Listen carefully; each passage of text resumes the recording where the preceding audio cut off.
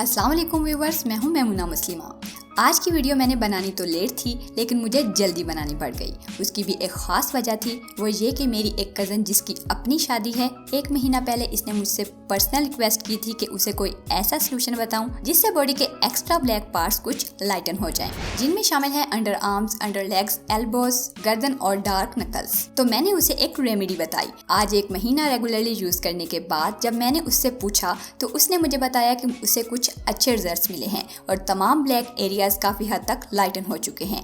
मतलब 1 महीना बाद 100% तो नहीं, लेकिन वो जो कोयले जैसी स्किन नजर आ रही थी वो ब्लैक लेयर उतर चुकी है। तो रेमेडी बहुत ही आसान है, यकीनन आप सब लोग चौंक जाएंगे। तो वीडियो जरा गौर से देख लीजिएगा ताकि कोई भी चीज रह ना जाए।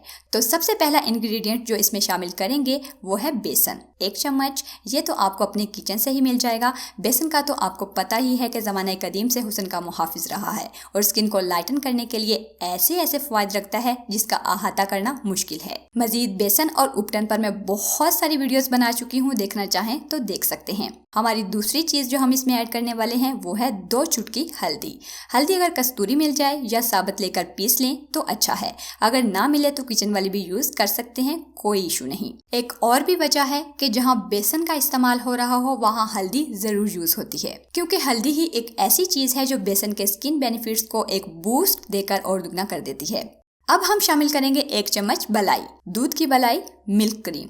अगर आपके पास बलाई अवेलेबल ना हो तो आप इसकी जगह दही भी इस्तेमाल कर सकते हैं। आपको वाकई ही दूध से उतरी हुई बलाई मिल जाए तो ये एक बहुत जबरदस्त स्किन लाइटनर है। इसका एक और फायदा भी है, अगर आपके चेहरे पर डार्क स्पॉट्स या फ्रेकल्स हों तो इसे रोजाना सादा ही लगाते रहें, ठीक हो जाएंगे। हमारी आज की रेमेडी का ये मेन इंग्रेडिएंट है और ये रेमेडी इसी के इर्द गिर्द घूमती है। अब तक तीनों इंग्रेडिएंट सुपर नेचुरल हैं और किचन से ही लिए गए हैं। अब इन सबको अच्छी तरह से मिक्स कर लें।